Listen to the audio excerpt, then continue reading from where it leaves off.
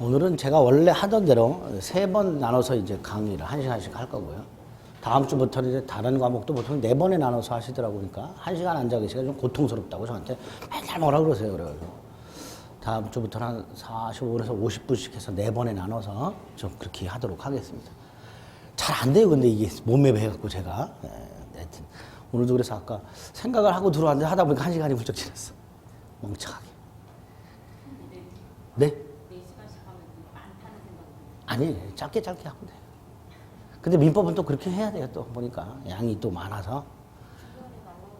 네? 너무 길어서? 자, 그렇죠. 집중력이라는 게 20분 내지 40분이에요. 그것도 애들 집중력이. 중고등학생들 집중력이 20분에서 40분이에요. 그러니까 중고등학교 시간표가 40분으로 딱 맞춰져 있는 거예요. 그거 지나면, 물론 지금도 집중 안 하죠. 애들은 그렇죠. 학교 수업이 뭐 거의 개판이잖아요. 언제부터 그렇게 바뀌었는지. 저는 학교 다닐 때만 해도 선생님 말 안 들으면 난리가 나는 줄 알았어요. 고3 때 한번 졸았어요, 제가. 원래 수업 시간에 잘 안 졸아요. 그런데 고3 때 저희 1학년 때 담임 선생님이 윤리를 과목을, 저는 학력고사를 17과목을 봤죠. 네? 네, 학력고사라고 있었죠. 17과목을 봤어요. 어질어질하죠. 그 중에 이제 윤리를 담당하신 분이 제 1학년 때 담임이셨는데 3학년 때도 윤리를 하세요. 근데 제가 교탁 바로 앞에 있었어요. 여기. 근데 졸았나 봐, 제가. 깜빡 졸았는 것 같은데 끝났어, 수업이. 근데 이제 가셨어. 가셨는데 졸고 나서 이렇게 졸진 않았죠. 이렇게 뜨고 졸은 것 같은데.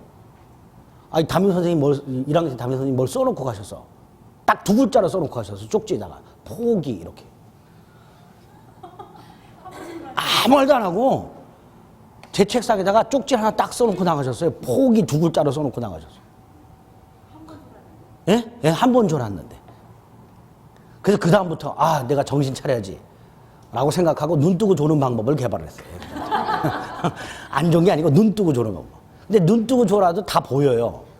저는 눈 뜨고 졸면서 선생님의 시선을 다 따라가. 필기도 다 해요. 훈련하면 돼, 그게.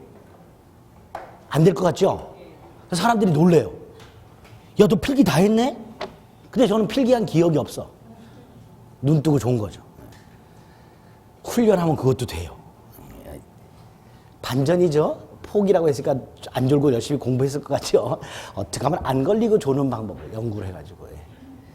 어쨌거나 하여튼 집중력이 좀 그만큼 떨어지죠.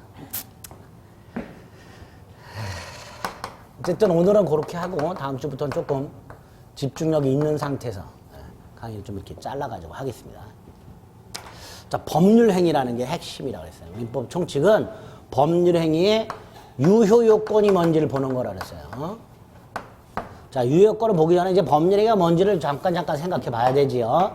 법률행위는 인간의 행위인데 인간의 행위 중에서 그 결과가 자신이 한 행위의 결과가 권리와 의무가 생길 때 이걸 법률행위라고 부른다고 했고 그때 그 권리와 의무는 행위한 사람이 원한 결과예요. 원한. 그러니까 내가 어떤 A라는 물건을 원해. 그럼 그 A라는 물건을 가지고 있는 사람한테 가서 내가 이 정도 돈을 줄 테니 나한테 넘겨라. 상대방 입장에서도 가격이 적당하면 오케이. 계약이란 걸 하겠죠. 그게 법률행위예요. 그렇게 계약을 하면 내가 원했던 걸 손에 넣게 됩니다. 이런 행위를 뭐라 한다? 인간의 행위, 법률행위라고 불러요. 자, 이때 좀 전에 제가 A라는 물건을 내가 손에 넣고 싶어. 머릿속으로 생각하죠? 그걸 의사라고 해요. 그리고 이 A라는 물건을 가지고 있는 사람한테 가서 내가 얼마를 줄 테니 A라는 물건을 내놔라 라고 나의 의사를 표시하겠죠. 이렇게 의사를 표시함으로써 이거 원한 거 내가 원한 대로 결과가 생겨요. 이런 것들을 법률행위라고 하게 됩니다. 그래서 법률행위라는 놈 속에는 뭐가 들어있다? 의사 표시가 들어있게 됩니다. 그래서 법률행위는 의사 표시를 필수 요소로 하는 인간의 행위. 그 결과 의사 표시한 사람이 원한 대로 권리가 변동이 되는 행위, 이런 걸 법률행위로 합니다. 그래서 법률행위 의의를 보게 되면 2번에 양가로 1번 의사 표시를 필수 요소로 하는 법률 요건을 말한다. 의사 표시를 필수 요소로 하는 법률 요건을 말한다. 이렇게 되어 있죠. 그 의사 표시한 대로 효과가 생길 때 그런 행위를 법률 행위라고 부르게 됩니다. 개념 일단 생각하시고, 두 번째, 이 법률 행위를 또 나눠요. 어떤 게 있는가? 종류. 자, 첫째, 법률 행위 속에는 반드시 뭐가 들어있다고 그랬죠? 의사 표시. 이 의사 표시가 몇 개가 들어있는가? 의사 표시의 개수를 가지고 나누고요. 이게 첫 번째예요. 법률 행위 속에 의사 표시가 꼴랑 1개 들어있어요. 요걸 단독행위라고 해요. 의사 표시가 2개 이상 들어있어요. 요게 계약이란 놈이 있고 합동행위란 놈이 있는데, 합동행위는 몰라도 됩니다. 오늘은 단독행위하고 계약 두 가지만 생각을 해봅니다. 자, 먼저 단독행위. 단독행위는 의사표시가 딱 하나 들어있어요. 근데 이 단독행위가 2개가 있어요. 상대방이 없는 단독행위가 있고요. 상대방이 있는 단독행위가 있어요. 자, 상대방이 있는 단독행위를 생각해 봅니다. 각과 을이 101호를 매매 계약을 했어요. 자, 매매 계약을 하게 되면 의사표시가 2개 들어있습니다. 하나는 갑이 을에게 101호를 팔겠다 라는 의사표시가 있고요. 그 다음에 을은 101호를 돈 주고 사겠다 라는 의사표시가 들어있어요. 그래서 매매 계약 속에는, 계약 속에는 양당사자의 의사표시가 각각 들어있어요. 그러니까 최소 2개 이상의 의사표시가 들어있어요. 계약을 하게 되면. 갑은 팔겠다, 을은 사겠다. 반면에 이렇게 계약을 했는데 앞불사 갑이 미성년자고 계약을 할 때 부모 동의를 받지 않았어요. 만약에 갑이 미성년자인데 부모의 동의를 받지 않고 계약을 했다면 부모가 이 계약을 취소할 수 있어요. 그럼 만약에 갑이 미성년자인데 부모 동의를 받지 않고 계약을 했다는 사실을 부모가 알게 되었을 때 이 부모는 을한테 찾아가서 계약을 취소한다 라는 의사를 표시할 거예요. 이렇게 취소한다는 의사를 표시하게 되면 을이 그렇게 하세요 라는 말을 할 필요 없이 일방적으로 취소가 돼요.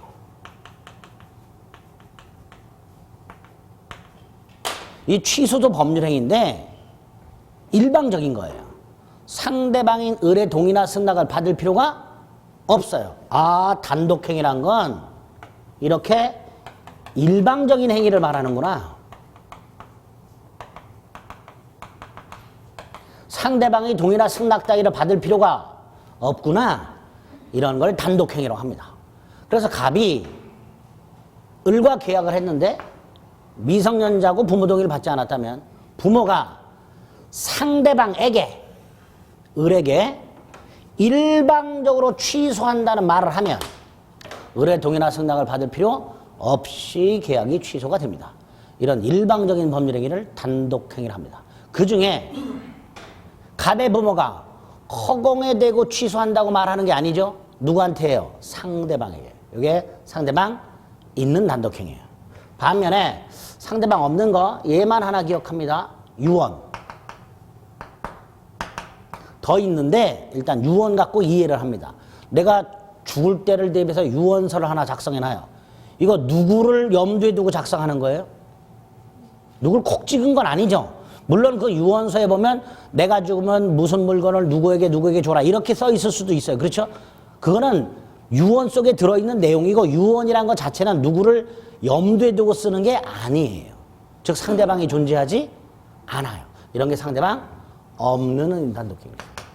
어쨌든 단독행위는 이렇게 일방적인 행위를 말하고 상대방이 없는 단독행위와 있는 단독행위 있는데 이 앞으로 이 상대방 있는 단독행위를 보게 됩니다. 자주 보게 돼요.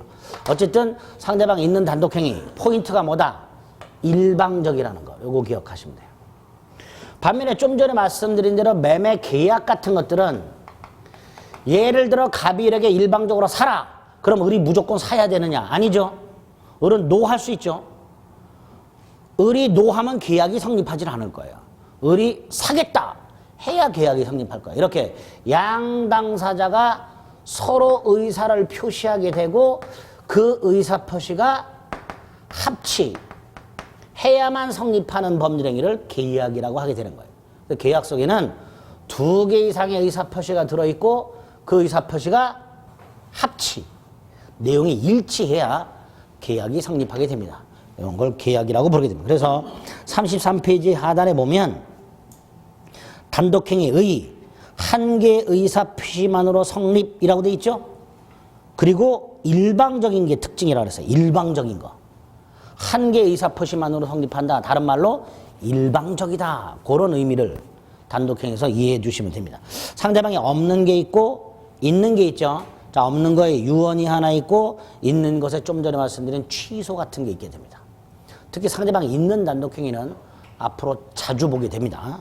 그리고 한 장을 넘기면 특징은 됐고요. 계약이 나왔어요. 계약은 2개 대립하는 의사표시라고 돼 있어요. 갑과 을을 보세요. 서로 맞은편에 앉아 있단 말이죠. 이게 대립이에요. 갑은 사라, 을은 사겠다.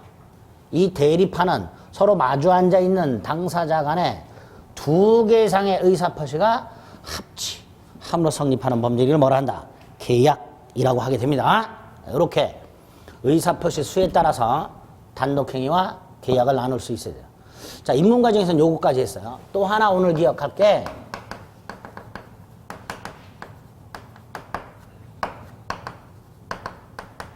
채권행위하고 처분행위라는 걸 구별하셔야 되는데요.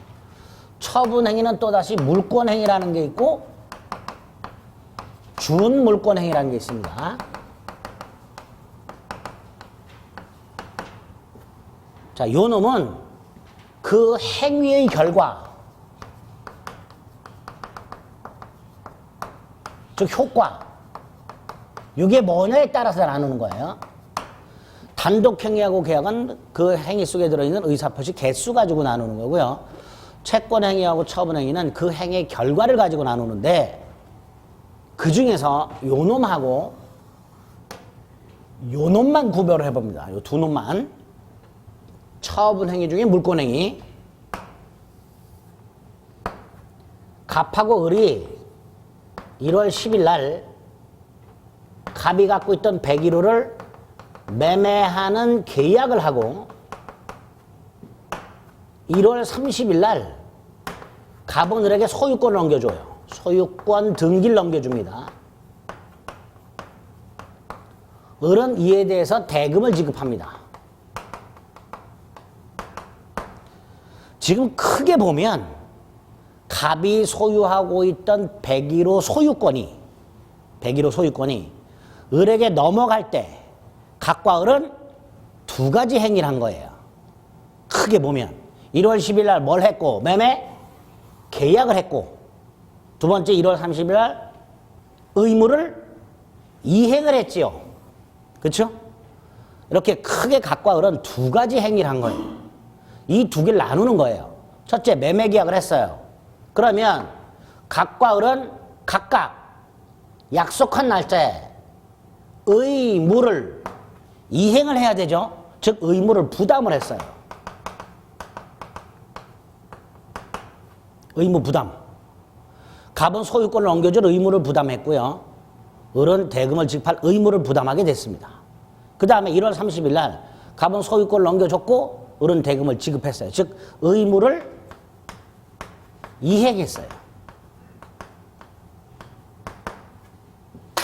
이렇게 갑과 을 사이의 계약을 통해서 갑이 갖고 있던 권리가 을이 갖고 있던 대금의 돈에 대한 권리가 각각 상대방에게 이전이 됐는데 그 과정에서 크게 2가지 행위가 있었다.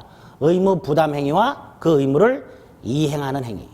이때 의무 부담 행위를 채권 행위라고 부르고요. 그 의무를 이행하는 걸 처분 행위라고 불러요. 어떤 차이가 있냐? 의무를 부담했죠. 이거 나중에 이행을 해야 되죠. 이행의 문제를 남겨요. 요거는 약속한 날짜에 이 의무를 이행해야 되는 문제가 남아요. 반면에 의무를 이행함으로써 갑이 소유권 넘겨주게 되면 더 이상 해야 할 일이 남지를 않죠. 권리가 종국적으로 이전이 돼요.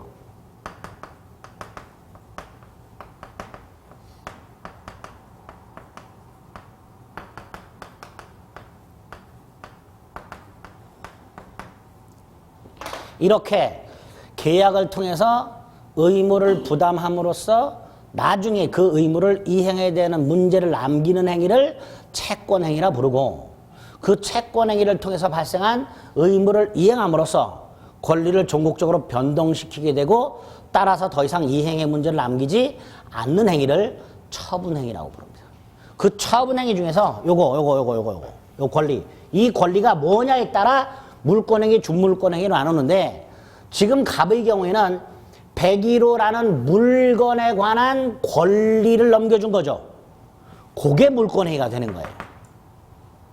물건에 관한 권리를 종국적으로 넘겨주게 되면 뭐가 된다? 물권행위. 이렇게 됩니다. 자, 이걸 왜 구별하는가? 잘 보세요. 갑과 을 사이에 1월 10일 날 101호 매매 계약을 할 당시에 이 101호가 병소유였어요. 101호가 1월 10일 날 101호가 병소유임에도 불구하고 병이 아니라 갑이 을에게 소유권을 넘겨주겠다고 약속할 수 있을까요? 없을까요? 있지요. 있어요. 약속만 하는 거니까. 갑은 계약 당시에는 101호가 자기 게 아니지만 30일 날 어떻게든 넘겨주겠다고 약속을 한 거고요.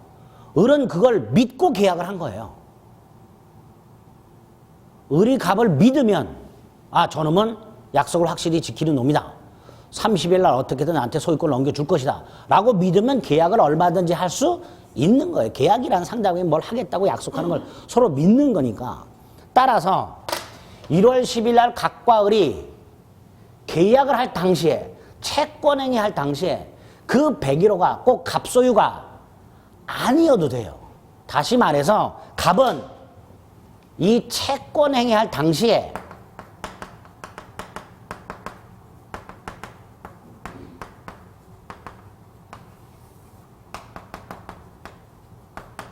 처분 권한이나 처분 능력이 필요가 없어요. 그걸 일반화시켜서 이렇게 말을 합니다. 처분 능력이나 처분 권한이 없는 자의 채권행위 유효하다. 이렇게 말을 해요. 이 계약은 유효한 거예요. 반면에 1월 30일 날 갑이 소유권의 등기에 필요한 서류를 넘겨줘요. 이럴 때는 갑이 당연히 저 101호에 대해서 처분 권한이 있어야 되죠.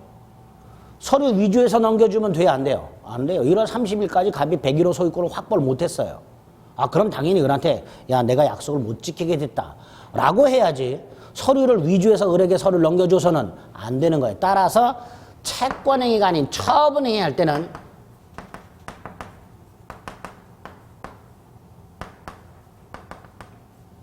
처분 권한이라는 능력이 필요합니다. 요것 때문에 채권행위하고 처분행위를 나누는 거예요. 처분 권한이나 능력이 없는 자의 채권행위는 유효, 처분 권한이나 처분 능력이 없는 자의 처분행위는 무효. 그래서 두 개를 나누게 됩니다. 입문 과정에서는 요거만 봤는데 1월 달에는 요거까지 기억을 해주시면 돼요. 그래서 34페이지 하단에 보면 채권행위란 채권 채무를 발생시키는 행위로서 이 행위의 문제를 남긴다는 점에서 처분행위와 구별된다라고 되어 있고요. 왼쪽에 참고를 살짝 보시면 왼쪽. 그 채권행위, 처분행위에서 눈을 약간 5도 정도로 왼쪽으로 돌리면 무권리자의 채권행위는 유효하나 무권리자의 처분행위는 무효다. 이렇게 돼 있죠. 그래서 나누는 거예요. 채권행위와 처분행위를 나누는 이유는 어떤 행위를 할 때 그 행위자에게 처분 권한이 없더란 말이지.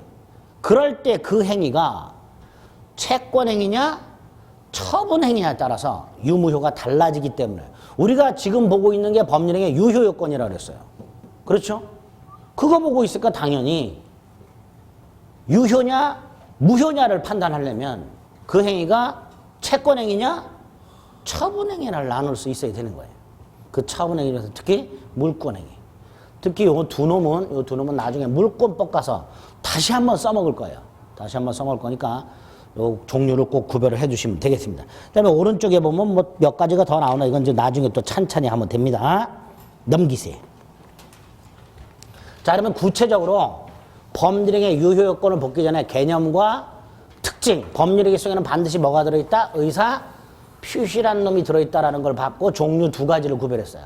그리고 나서 법률행위의 요건을 보는데 이 요건이 크게 두 가지가 있어요. 하나가 성립 요건이고 또 하나가 유효 요건이에요.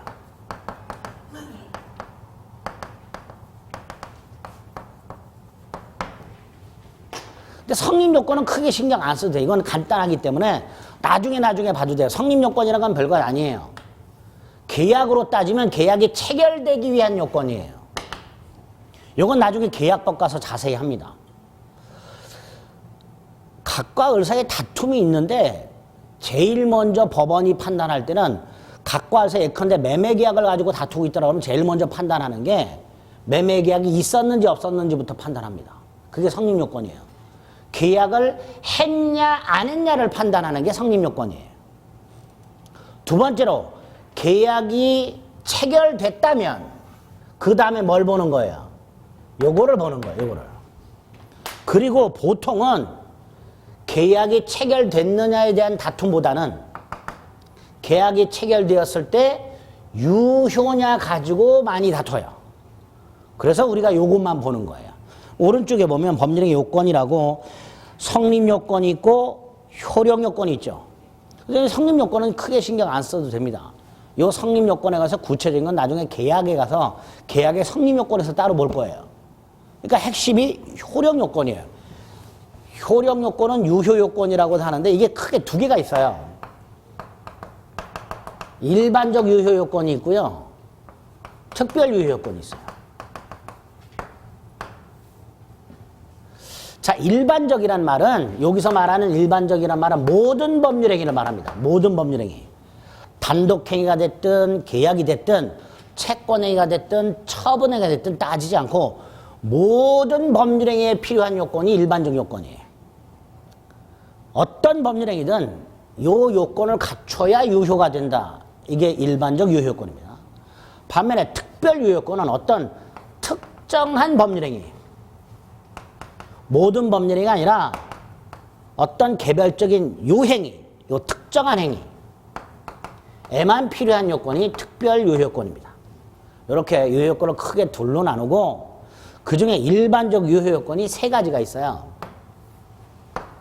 첫째, 행위를 하는 사람. 이걸 당사자라고 해요. 법률 행위 하는 사람을 뭐라 한다고요? 당사자. 이 당사자가 능력이란 걸 갖추고 있어야 돼요. 능력. 그리고 이 능력이 민법에 권리 능력이 있고 의사 능력이 있고 행위 능력이 있고 책임 능력이 있고 불법 행위 능력이 있고 능력이 굉장히 버라이어티해요. 그 능력 중에서 세 가지, 권리 능력,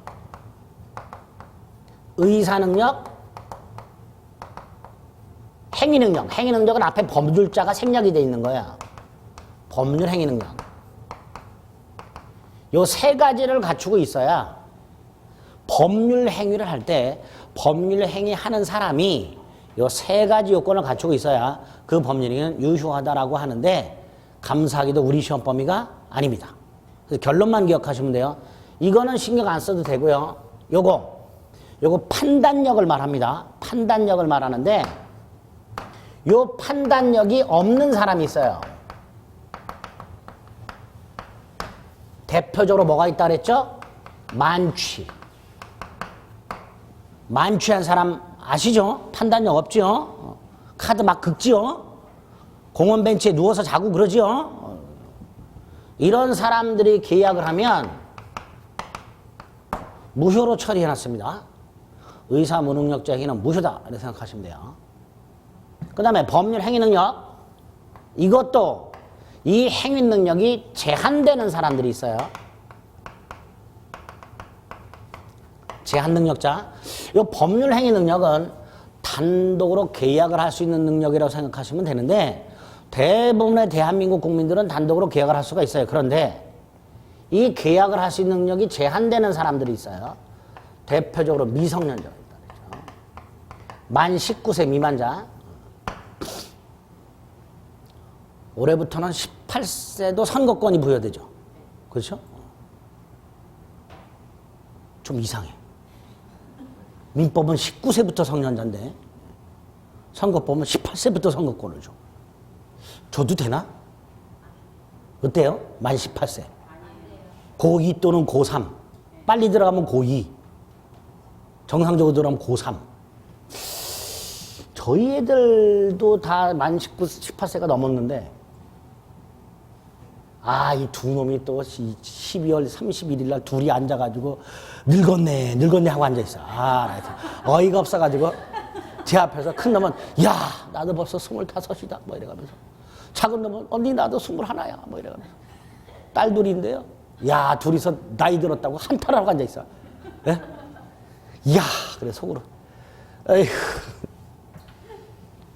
둘이서 주거니 받거니 늙었대 만에 그래서. 그래서 제가 속으로 생각했어요. 야, 쟤네들한테 선거권을 주면 제대로 찍을까? 본인들은 다 잘했다고 생각하겠지. 뭐 얘기다 선거권으로 갔지? 미성년자. 미성년자. 선거 생각하지 마. 우리 민법은 만 19세. 이 만 19세가 안 된 애들이 계약을 할 때는 부모 동의를 받아야 돼요. 그래서 여러분들 뭐 통신사에서 미성년자에게 휴대폰 사줄 때 애들 이름으로 계약을 하죠. 근데 부모 동의도 있어야 되고, 서류 떠내야 되고, 그렇죠? 동의가 필요. 단독으로 못 해요. 만약에 단독으로 했다면 뭐 할 수 있다? 부모가 취소할 수 있더라고요. 이게 일반적 효력 요건 중에 하나예요. 요거는 딱 요 결론만 기억을 해 두시면 돼요. 자, 두 번째 부터 가면 돼요.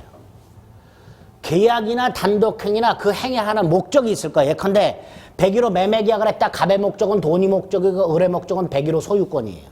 이게 목적이 될 거예요. 그렇죠? 갑의 부모가, 미성년자의 부모가 계약을 취소했어요. 목적이 뭐예요? 계약을 무효로 만드는 게 목적이에요. 이런 게 법률의 목적인데, 그 목적이 확실하게 목적이 뭔지 정해져 있어야 되고요. 그 목적이 실현이 가능해야 되고요. 그 목적이 법에 위반돼서는 안 되고요. 그 목적이 사회 질서를 지켜야 돼요. 이걸 사회적 타당성 이렇게 불러요. 여기부터가 우리 시험법입니다. 일단 외우세요. 목적이 갖출 요건 확, 가, 적, 사 이렇게. 목적이 갖출 요건 4가지. 근데 이걸 볼 거예요. 목적이 확정돼 있고, 확정돼 있다면 그 다음에 실현이 가능해야 되고, 실현이 가능하다면 그 다음에 법을 위반해서는 안 되고, 법을 위반하지 않았다면 마지막으로 사회 질서를 지켜야 되고. 4가지 요건입니다. 자, 당사자가 능력이 있고 목적이 확정 가능 적법 사회적 타당성을 갖췄다 하더라도 마지막 3번째. 아까 법률행위 속에는 반드시 뭐가 들어있다고 그랬죠? 의사표시. 이 목적이 의사예요. 그래서 의사표시라는 건 목적 표시라고 하기가 좀 그러니까 의사표시라고 말을 바꿨을 뿐이에요. 원하는 거예요. 그 원하는 걸 표시해야 돼. 이때 원하는 거하고 표시가 일치해야 돼요. 당연하죠. A를 원하고 있다면 A를 달라고 해야 돼. A를 원하지만 B를 달라 그러면 B가 내 손에 들어와. 그러니까 내가 원하는 게 손에 들어오려면, 법률행위가 유효하려면 의사하고 표시가 일치해야 돼. 일치. 또 하나는 설령 일치하더라도 내가 사기를 당해서는 안 되고 협박을 당해서도 안 돼요. 이걸 사기 강박이라고 해. 이걸 싸잡아서 하자라고 해요. 뭐라고 한다고요? 하자. 그 하자가 없어야 돼. 이게 의사표시 요건이에요. 이것도 우리 시험범위에요. 그래서 여기서 두세 문제 여기서 두세 문제가 나오는 거예요. 목적에서 두 문제 내지 세 문제, 의사표시에서 두 문제 내지 세 문제 이렇게 나와요. 그래서 법률행위가 유효하려면 당사자는 능력이 있고 당연한 거고 거기에다가 우리 시험 범위 목적의 확정 가능적 법사적 타당성 그다음에 의사표시가 일치하고 하자가 없을 거야. 그다음에 특별유효권이라고 모든 법률행위에 어떤 특정한 법률행위가 있는데 그 특정한 법률행위가 몇 개가 있어요. 첫째가 대리행위라는 법률행위가 있어요. 무슨 행위? 대리행위라는 법률행위가 있어요. 자, 이 대리행위가 유효하려면 대리행위를 하는 사람, 이 사람이 대리인인데 그 대리인에게 대리권이라는 게 있어야 돼요. 모든 법률행위가 아니고 대리행위라는 법률행위만 대리인이라는 사람한테 뭐가 있어야 된다? 대리권. 여기서도 두 문제 내지 세 문제가 나와요. 대리인에서. 두 번째가 토지거래 허가구역이라는 게 있어요. 우리나라에. 보통 토지거래 할 때는요. 국가의 허가를 받을 필요가 없어요. 그런데 투기가 심한 지역에서는 토지거래 할 때 토지거래 허가를 국가로부터 받도록 하고 있어요. 그런 토지거래 허가 구역에서 토지를 거래할 때는 당연히 뭘 받아야 유효가 돼요? 허가가 있어야 유효가 돼요. 이게 특별유효권이 되는 거예요. 특별유효권. 세 번째가 법률 행위하면서 조건을 붙이거나 기한이란 걸 붙이는 게 있어요. 자, 이게 뭔지 나중에 볼 겁니다. 조건을 붙이거나 기한을 붙이는 게 있는데 예를 들어 조건을 붙여요. 갑이 을에게 자동차를 사주기로 계약을 했는데 갑이 조건을 붙여요. 31회 공인중개사 시험에 붙어라. 그러면 자동차를 사주겠다. 만약에 이렇게 계약을 했다면 을이 시험에 붙어야 이 계약이 유효가 돼요.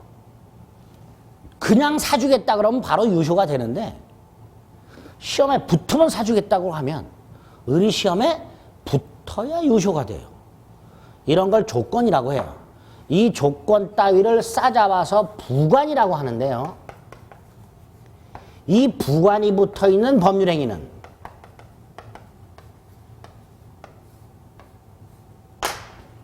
시험에 붙어야 된다 그랬죠. 이걸 조건 성취라 그래요.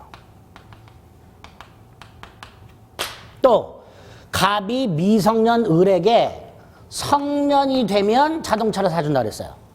이것도 부관이 되는 거예요. 성년이 되면. 이런 걸 기한이라고 합니다. 이때 저 자동차 계약이 유효하려면 을이 성년이 돼야 되죠. 그걸 기한이 도래한다고 말을 해요. 을이 성년이 되어야, 다시 말해서 기한이 도래해야 유효가 됩니다. 이렇게 조건이나 기한이 붙어있는 계약은 그 조건이 성취가 되거나 기한이 도래해야만 그 행위는 유효가 됩니다. 이런 것들이 특별 유효권이 되는 거야. 이때 요 두 번째 거는 우리 민법 총칙을 보면 무효와 취소라는 부분에서 나오게 돼요. 여기서 한 문제 내지 두 문제가 나오는 거예요. 그리고 요거는 마지막 부관이라는 곳에 나와요. 한 문제가 나와요. 아까 민법 총칙이 10문제가 나온다 그랬는데요. 그 10문제가 다 여기에서 나오는 거예요. 노랗게 되어 있는 부분. 요게 우리가 앞으로 해야 될 민법 총칙의 내용입니다. 법률행위라는 놈의 유효요건 중에서 일반적 유효요건 2개, 특별 유효요건 3개. 그거를 우리 시험범위에서 하는 거예요. 네? 그러니까 지금까지 들었던 건 다 잊어버리셔도 되죠. 다 잊어버려도 공부하는데 시험 합격하는데 아무 지장이 없고 요것만 이제 달달달달 하면은 9문제는 맞게 되는 거예요. 우리는 9문제만 맞으면 된다 그랬죠. 네? 맞출 수 있어요. 고개 절레절레 흔들지 말고 다 고개를 절레절레 흔들다가 합격해요. 저만 따라오시면 됩니다. 잘 따라오셔야 돼. 자, 그래서 37페이지를 보면 하단의 효력 발생 요건에 일반적 효력 발생 요건 3가지가 있고요. 한 장을 넘기면 보충의 의사 능력과 행위 능력이 있어요. 뭐 읽을 필요 없어요. 아까 말씀드린 데서 의사 무능력자의 행위는 무효라고 그랬고요. 행위 능력이 제한되는 자의 행위는 취소할 수 있다. 뭐 그것만 생각하시면 되는 거고. 밑에 가면 특별 효력 발생 요건이라고 세 줄이 쫙 나있는데 그중에 두 줄. 대리 행위 있어서 대리권의 존재, 조건의 성취, 기한의 도래. 그리고 하나 추가. 이거 토지거래 허가구에서 토지거래 허가를 받을 거. 일단 이게 머릿속에 이렇게 딱 기본 뼈대가 잡혀 있어야 돼요. 여기에서도 문제가 간혹 나와요. 뭐라고 나오냐면 그 맨 밑에 판례가 하나 있죠. 여러분들이 2차 과목 부동산 공법을 하다 보면 그 부동산 공법성에는 법이 6개가 들어있는데 마지막에 가면 농지법이 나와요.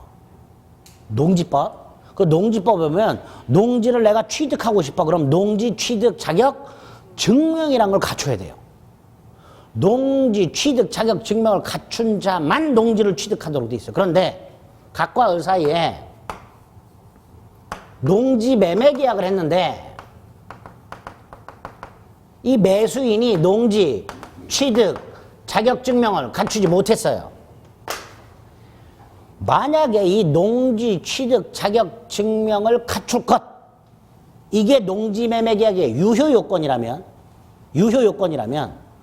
농지 취득 자격 증명을 갖추지 못한 자의 매매 계약은 무효여야 되죠. 그런데 우리 대법원은 이 농지 취득 자격 증명은 농지 매매 계약의 효력 요건이 아니다라고 합니다. 을이 나중에 등기를 넘겨받아야 되죠. 그 등기할 때 첨부하는 서류에 불과하다. 농지 취득 자격 증명은 농지를 매수한 자가 농지에 대한 소유권 이전 등기할 때 그 등기 서류에서 첨부하는 것에 불과하고 따라서 효력 요건이 아니다. 아니니까 농지 취득 자격 증명을 갖추지 못한 상태에서 매매했다 하더라도 그 매매는 무효가 아니게 돼요. 요거를 가끔 답으로 물어봐요. 다음 중 법률행위의 효력 요건이 아닌 것은 또는 다음 중 무효가 아닌 것은 해서 이게 답으로 가끔 나와요. 농지 취득 자격 증명을 갖추지 못한 농지 매매. 맨 마지막에 판례가 하나 있죠. 네. 그거 하나 추가해서 머릿속에 넣어두시면 돼요. 이거 갖춰야 되는 거 아닌가요? 우기지 마세요. 판례가 중요하다 그랬어요. 우리 대법원은 농지 취득 자격 증명을 효력 요건으로 보지 않습니다. 그거 기억하시면 돼요. 그렇게 하고 난 다음에 여기부터 하나하나 보면 됩니다. 그래서 오른쪽에 보면 타이틀이 뭐가 나왔어요? 법률행위의 목적이 나왔습니다. 자, 법률의 목적이란 뭐죠? 이거 원하는 거, 의사. 다른 말로 효과. 내가 어떤 권리를 손에 넣고 싶어. 이게 목적이에요. 권리 손에 넣는 게 뭐예요? 권리 변동. 권리 변동이 뭐였어요? 법률 효과. 그래서 법률행위의 목적이란 행위하는 자가 원하는 효과를 말한다. 즉 권리 변동을 말한다. 그럼 아까 봤던 권리 변동, 권리의 취득 변경 소멸을 말했죠. 다른 말로 법률 효과라 그랬죠. 그 법률 효과가 여기로 오게 되면 뭐가 되는 거예요? 목적이 되는 거고, 의사표시로 가면 의사가 되는 거예요. 다 같은 말이에요. 법률 효과, 권리 변동, 법률행위의 목적, 의사, 원하는 거, 내용 다 같은 말이에요. 그 목적이 4가지 요건을 갖춰야 된다. 첫 번째가 확정성이라고 돼 있죠.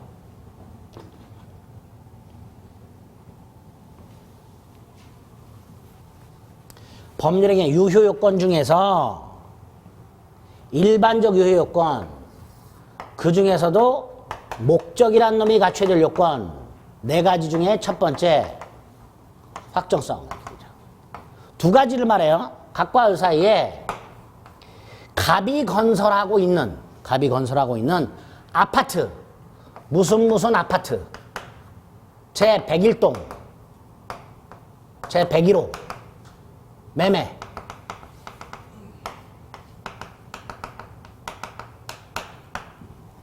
계약 당시 제1몇 동, 제1몇 호 정해져 있죠? 확정돼 있죠? 확정돼 있는 거예요, 이건. 그런데 계약을 하면서 나중에 전산 추첨을 통해서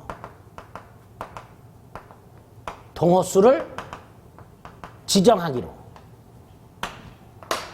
계약을 할 때는 동호수로 확정하진 않고 기준만 만들어 놓은 거예요. 동호수로 확정할 수 있는 기준. 뭐 전산, 추천. 그럼 이것도 확정된 걸로 봐요. 그래서 우리 대법원은 확정의 의미가 둘 중에 하나다. 확정되어 있거나 확정할 수 있거나.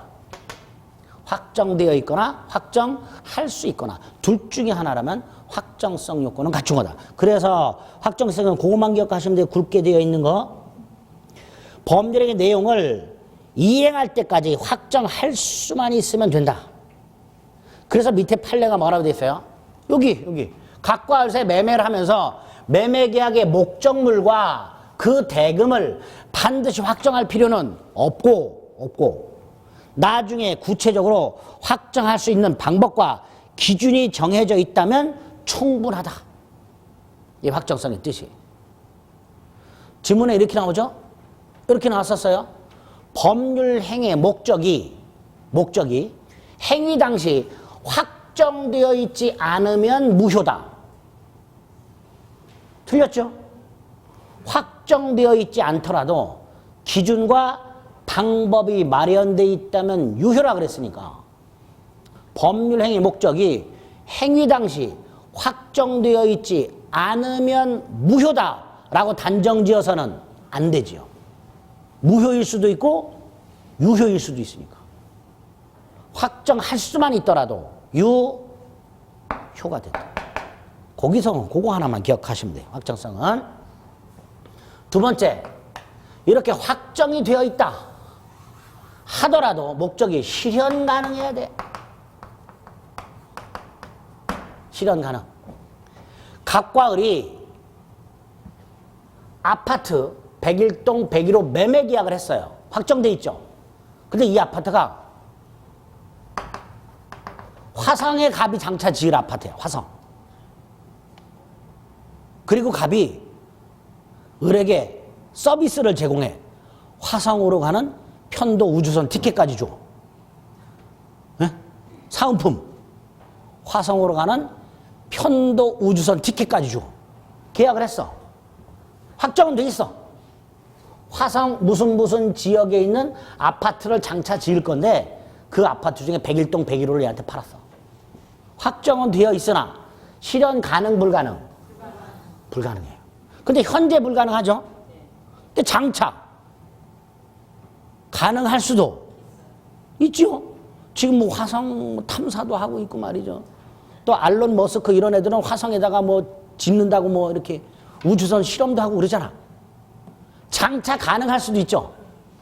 그러니까 여기서 가능하냐 아니냐를 언제를 기준으로 판단할 것인가의 문제를 기준을 미리 세워놔야 돼요. 우리 민법은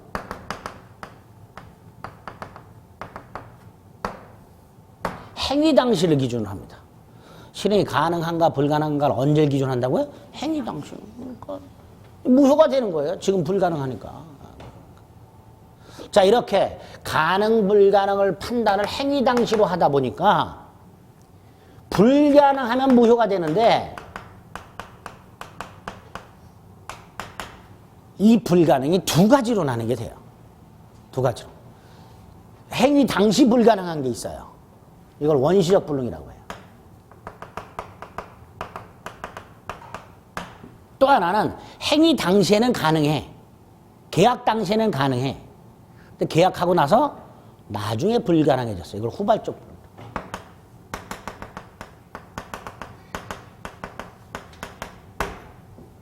행위 당시에는 불가능한데 나중에 가능해지는 거. 아니, 그건 생각할 필요가 없어요. 행위 당시 불가능하니까 무효가 되는 거예요. 문제는 행위 당시는 가능한데 나중에 불가능해지는 거. 이게 문제가 돼요. 갑과 을이 1월 10일 날 갑이 가지고 있는 주택을 매매했어요.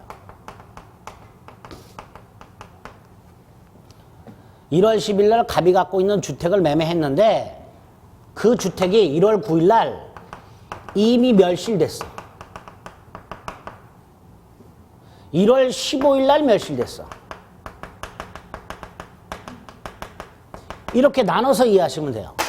만약에 주택이 1월 9일 날 멸실이 된 상태에서 1월 10일 날 계약을 했다면 이게 행위한 날짜죠. 행위 당시 불가능해요. 그러니까 무효가 되는 거예요. 반면에 1월 15일 날 주택이 멸실이 됐다면 계약 당시에는 가능했죠. 계약하고 나서 불가능해졌어요. 이걸 후발적 불능이라고 해요. 근데 이거는 행위 당시 가능하니까 무효가 아니게 되는 거예요. 유효가 되는 거예요. 이렇게 실현이 가능하냐 불가능하냐를 행위 당시를 기준으로 판단하는 게 민법이고, 그러다 보니까 불능이 두 가지 유형이 나오는데 그중에 원시적 불능만 무효가 되고 후발적 불능은 무효가 아니게 됩니다. 그 다음에 이 원시적 불능의 경우에는요, 나중에 계약법을 가면요,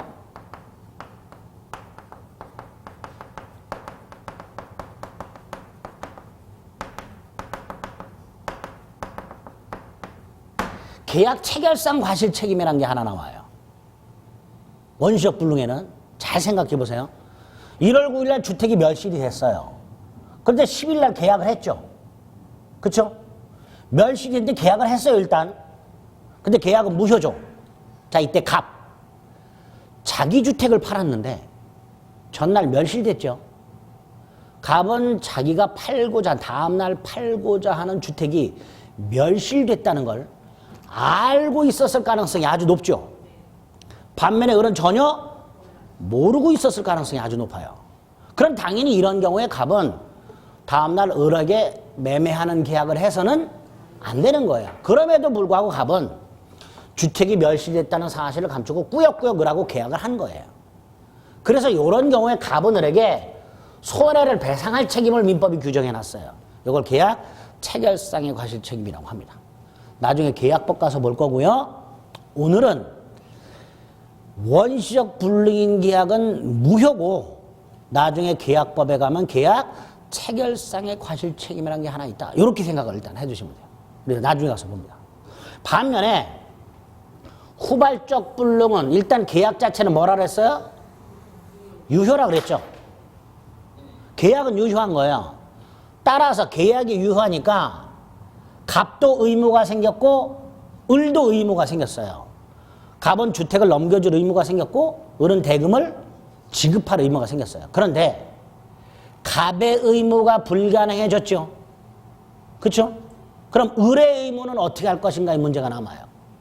갑의 의무는 불가능해졌어요. 못 넘겨줘요. 이럴 때 을의 의무를 어떻게 할 것인가 이 문제가 남아요. 요거를 계약법에서 두 가지로 처리합니다. 하나가 채무 불이행 책임이라는 게 있고요. 또 하나가 위험 부담이라는 게 있어요. 이 부담이란 말은 책임이라고 생각하시면 돼요.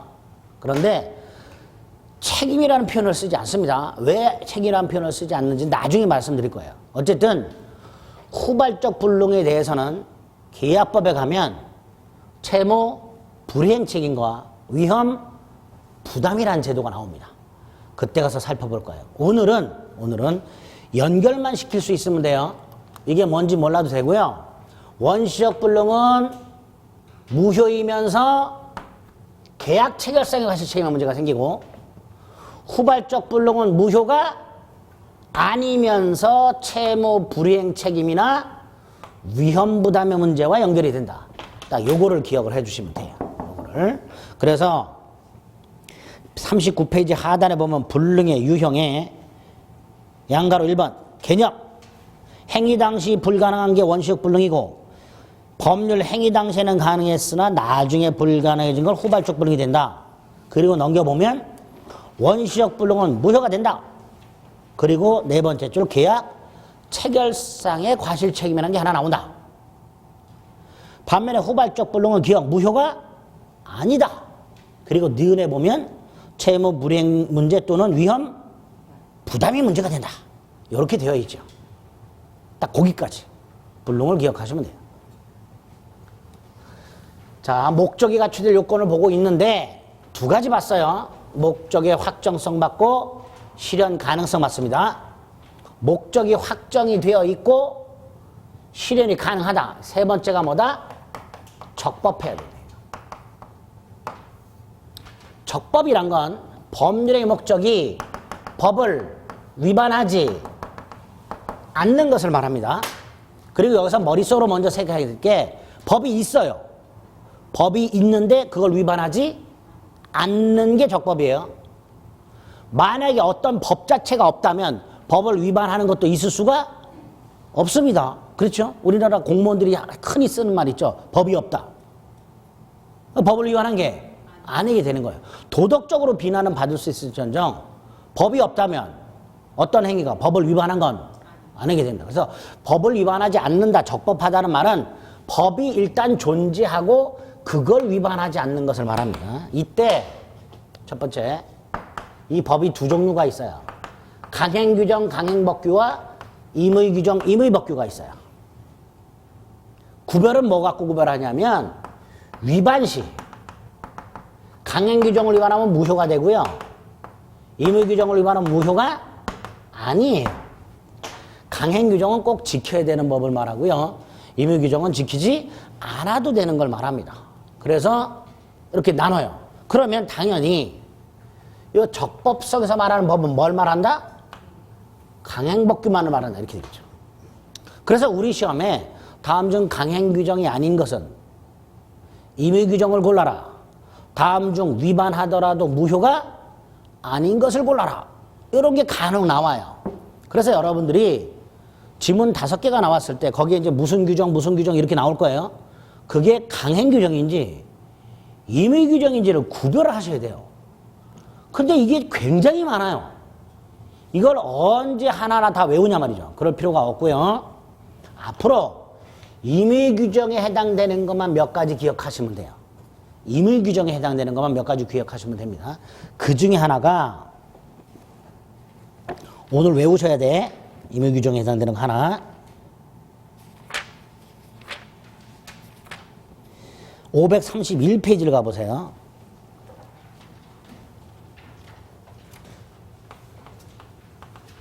(531페이지를) 가면 가운데 비용상환청권이라고 민법 제626조가 있습니다. 요건 제 몇 조라는 기호입니다. 기호.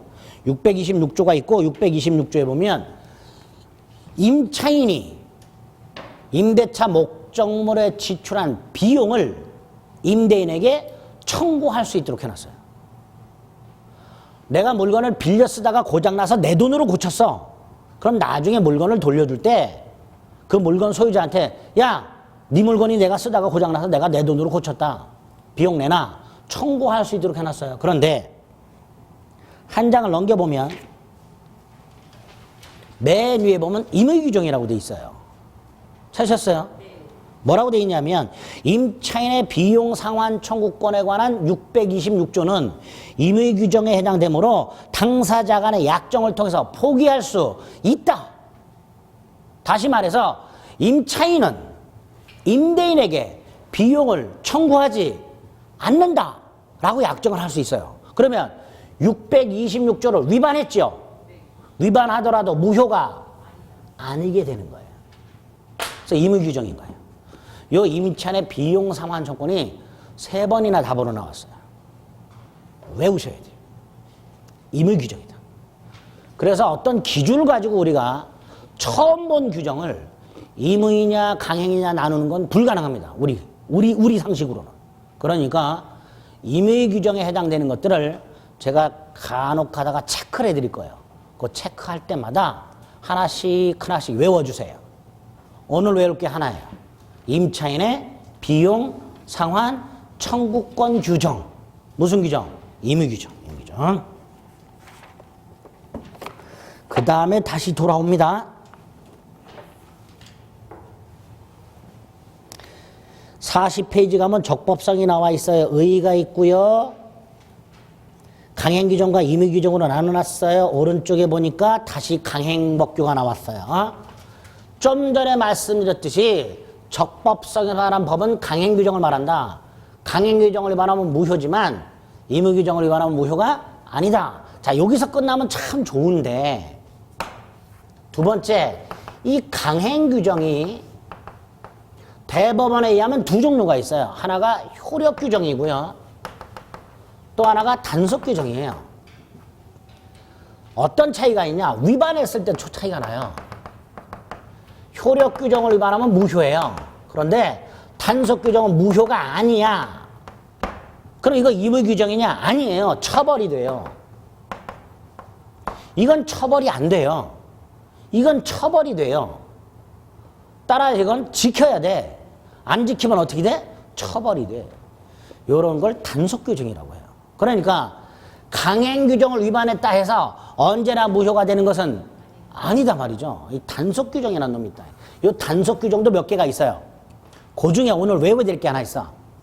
부동산 거기에 보면 41페이지에 보면 효력 규정인데 효력 규정은 몰라도 됩니다. 한 장을 넘기면 단속 규정이라고 나와 있어요.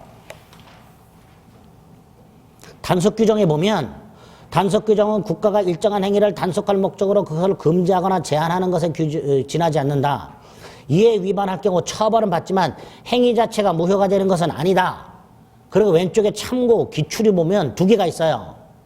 왼쪽에 기출 중에 두 번째 거 중간생략 등기를 금지하는 규정이라고 돼 있어요.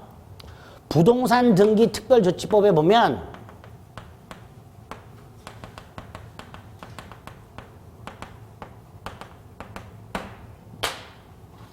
갑이 부동산을 팔아 을에게. 이 을이 이 땅을 되팔아. 되파는 걸 전매라고 해요. 그리고 소유권은 이렇게 등기를 넘겨줌으로써 넘어가요. 그리고 을은 자기의 이름으로 등기할 때 취득세, 등록세를 내고요. 병에게 등기를 넘겨주고 나서 양도 소득세를 내요. 근데 을이 세금을 떼먹고 싶어. 그러면 자기의 이름으로 등기를 하지 않고 되팔아요. 이걸 미등기 전매라고 해요. 그리고 등기를 이렇게 넘겨줘요. 등기가 이렇게 넘어가야 돼요. 그래야 세금 내는 거예요. 하지만 세금을 안 내려고 이렇게 막바로 등기를 넘겨줘요. 이걸 중간생략 등기라고 해요.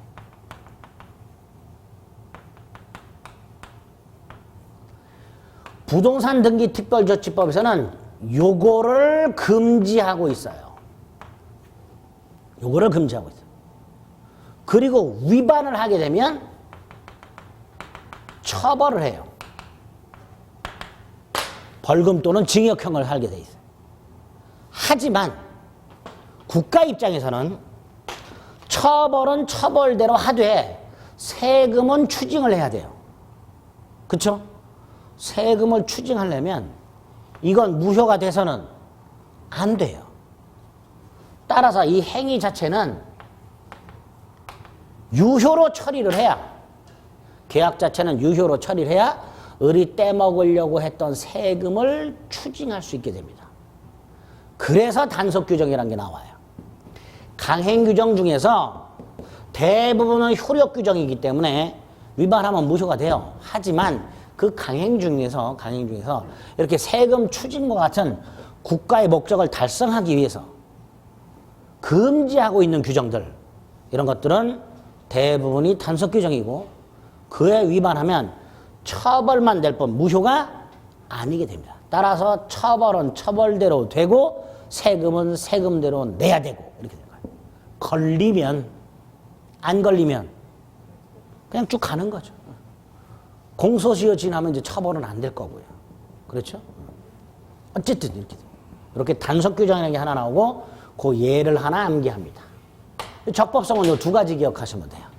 강행 규정, 임의 규정으로 나누고 임의 규정 하나 외우고, 강행 규정을 또 다시 효력 규정, 단속 규정으로 나누고 단속 규정 하나 외우고, 이렇게 하면 적법성은 되는 거예요. 이렇게 세 가지가 일단 유효권이. 그리고 마지막이 사회적 타당성이, 이게 제일 중요합니다. 사회적 타당성은 조금 쉬었다가 볼게요.